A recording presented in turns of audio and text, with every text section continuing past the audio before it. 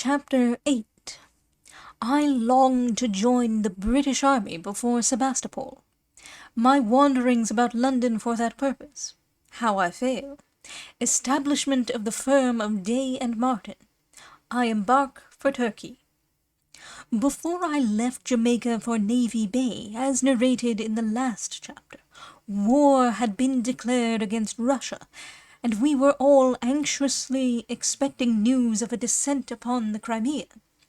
Now, no sooner had I heard of war somewhere, than I longed to witness it, and when I was told that many of the regiments I had known so well in Jamaica had left England for the scene of action, the desire to join them became stronger than ever. I used to stand for hours in silent thought before an old map of the world, in a little corner of which someone had chalked a red cross to enable me to distinguish where the Crimea was. And as I traced the route thither, all difficulties would vanish. But when I came to talk over the project with my friends, the best scheme I could devise seemed so wild and improbable that I was fain to resign my hopes for a time, and so started for Navy Bay.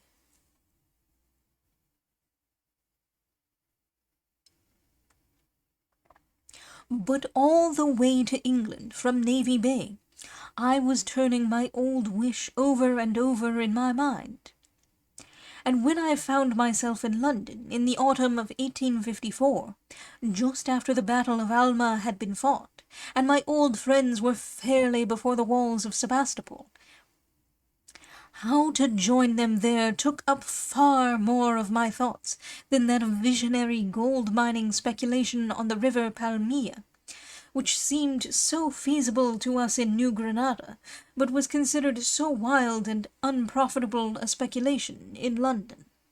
And, as time wore on, the inclination to join my old friends of the 97th, 48th, and other regiments, battling with worse foes than yellow fever or cholera, took such exclusive possession of my mind that I threw over the gold speculation altogether and devoted all my energies to my new scheme.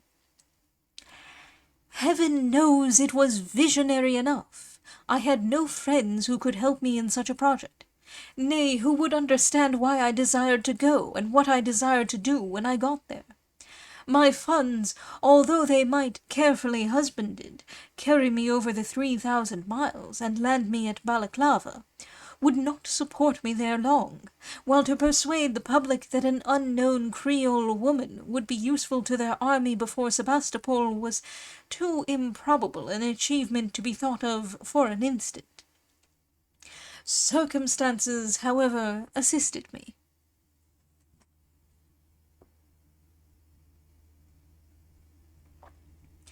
As the winter wore on, came hints from various quarters of mismanagement, want, and suffering in the Crimea, and after the battles of Balaclava and Inkerman, and the fearful storm of the 14th of November, the worst anticipations were realized. Then we knew that the hospitals were full to suffocation, that scarcity and exposure were the fate of all in the camp, and that the brave fellows for whom any of us at home would have split our last shilling, and shared our last meal, were dying thousands of miles away from the active sympathy of their fellow countrymen.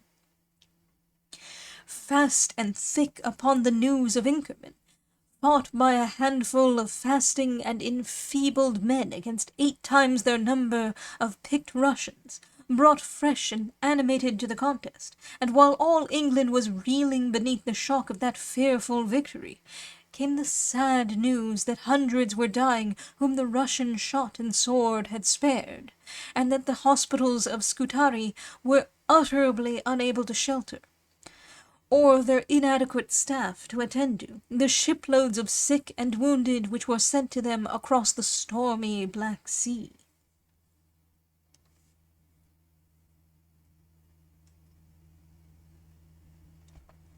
But directly England knew the worst, she set about repairing her past neglect. In every household busy fingers were working for the poor soldier. Money flowed in golden streams wherever need was, and Christian ladies, mindful of the sublime example I was sick, and ye visited me, hastened to volunteer their services by those sick beds which only women know how to soothe and bless. Need I be ashamed to confess that I shared in the general enthusiasm, and longed more than ever to carry my busy, and the reader will not hesitate to add experienced, fingers where the sword or bullet had been busiest, and pestilence most rife? I had seen much of sorrow and death elsewhere, but they had never daunted me, and if I could feel happy binding up the wounds of quarrelsome Americans and treacherous Spaniards, what delight should I not experience if I could be useful to my own sons, suffering for a cause it was so glorious to fight and bleed for? I never stayed to discuss probabilities, or enter into conjectures as to my chance of reaching the scene of action. I made up my mind that if the army wanted nurses, they would be glad of me, and with all the ardour of my nature, which ever carried me where inclination prompted, I decided that I would go to the Crimea, and go I did, as all the world knows. Of course, had it not been for my old strong-mindedness, which had nothing to do with obstinacy, and is in no way related to it, the best term I can think of to express it being judicious decisiveness, I should have given up the scheme a score of times in as many days. So regularly did each successive day give birth to a fresh set of rebuffs and disappointments. I shall make no excuse to my readers for giving them a pretty full history of my struggles to become a Crimean heroine. My first idea, and knowing that I was well fitted for the work, and would be the right woman in the right place, the reader can fancy my audacity, was to apply to the War Office for the post of hospital nurse. Among the diseases which I understood were most prevalent in the Crimea were cholera, diarrhea, and dysentery, all of them more or less known in tropical climates, and with which, as the reader will remember, my Panama experience had made me tolerably familiar. Now, no one will accuse me of presumption if I say that I thought, and so it afterwards proved, that my knowledge of these human ills would not only render my services as a nurse more valuable, but would enable me to be of use to the overworked doctors. That others thought so too, I took with me ample testimony. I cannot resist the temptation of giving my readers one of the testimonials I had. It seems so eminently practical and to the point. I became acquainted with Mrs. Seacole through the instrumentality of T.B. Cohen, Esquire, H.B.M., Consul at Colon, on the Isthmus of Panama, and have had many opportunities of witnessing her professional zeal and ability in the treatment of aggravated forms of tropical diseases. I am myself personally much indebted for her indefatigable kindness and skill at a time when I am apt to believe the advice of a practitioner qualified in the North would have little availed. Her peculiar fitness, in a constitutional point of view, for the duties of a medical attendant, needs no comment. Signed, A.G.M., late Medical Officer, West Granada Gold Mining Company. So I made long and unwearied application at the War Office, in blissful ignorance of the labour and time I was throwing away. I have reason to believe that I considerably interfered with the repose of sundry messengers, and disturbed, to an alarming degree, the official gravity of some nice gentlemanly young fellows, who were working out their salaries in an easy, off-hand way. But my ridiculous endeavours to gain an interview with the Secretary at War of course failed, and glad at last to oblige a distracted messenger, I transferred my attentions to the Quartermaster-General's department. Here I saw another gentleman, who listened to me with a great deal of polite enjoyment, and His amusement ended, hinted, had I not better apply to the medical department? And accordingly I attached myself to their quarters with the same unwearying ardour. But of course I grew tired at last, and then I changed my plans.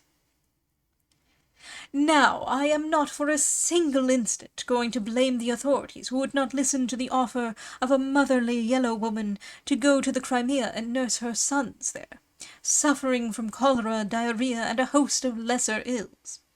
In my country, where people know our use, it would have been different. But here it was natural enough, although I had references, and other voices spoke for me, that they should laugh, good-naturedly enough, at my offer. War, I know, is a serious game, but sometimes very humble actors are of great use in it, and if the reader, when he comes in time to peruse the evidence of those who had to do with the Sebastopol drama, of my share in it, will turn back to this chapter, he will confess perhaps that, after all, the impulse which led me to the War Department was not unnatural. My new scheme was, I candidly confess, worse devised than the one which had failed. Miss Nightingale had left England for the Crimea, but other nurses were still to follow, and my new plan was simply to offer myself to Mrs. H. as a recruit. Feeling that I was one of the very women they most wanted, experienced and fond of the work, I jumped at once to the conclusion that they would gladly enroll me in their number.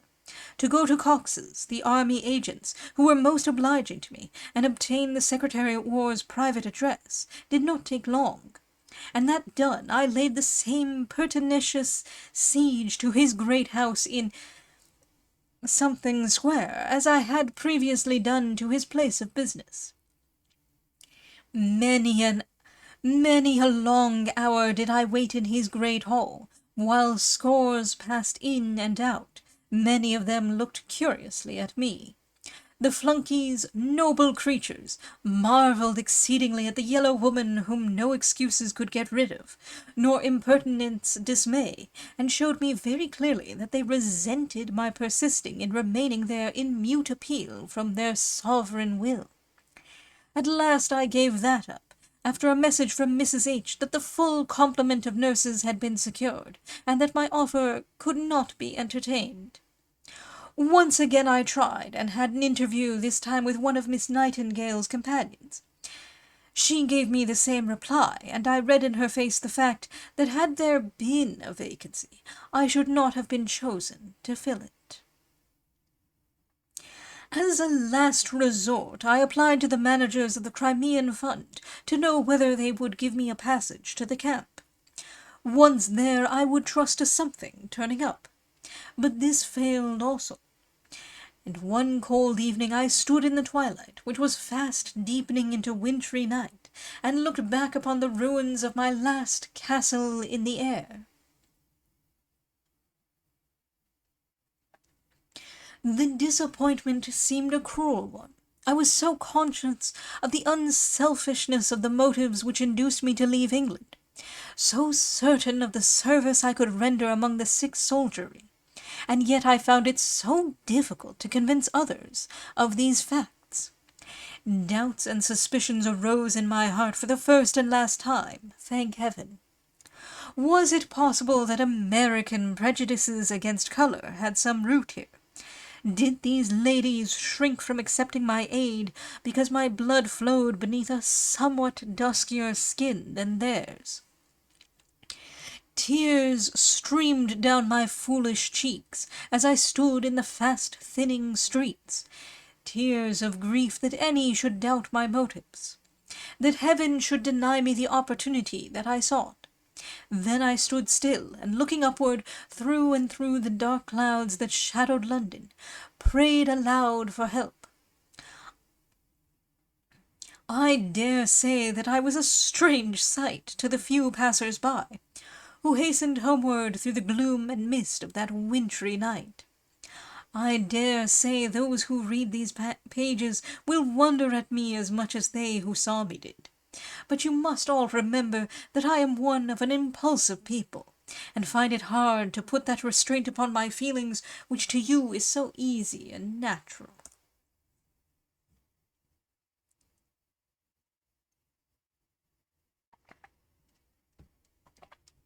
The morrow, however, brought fresh hope. A good night's rest had served to strengthen my determination. Let what might happen to the Crimea, I would go. If in no other way, then would I upon my own responsibility and at my own cost. There were those there who had known me in Jamaica, who had been under my care, doctors who would vouch for my skill and willingness to aid them, and a general who had more than once helped me, and would do so still. Why not trust to their welcome and kindness, and start at once? If the authorities had allowed me, I would willingly have given them my services as a nurse. But as they declined them, should I not open a hotel for invalids in the Crimea in my own way? I had no more idea of what the Crimea was than the home authorities themselves, perhaps. But having once made up my mind, it was not long before cards were printed and speeding across the Mediterranean to my friends before Sebastopol. Here is one of them.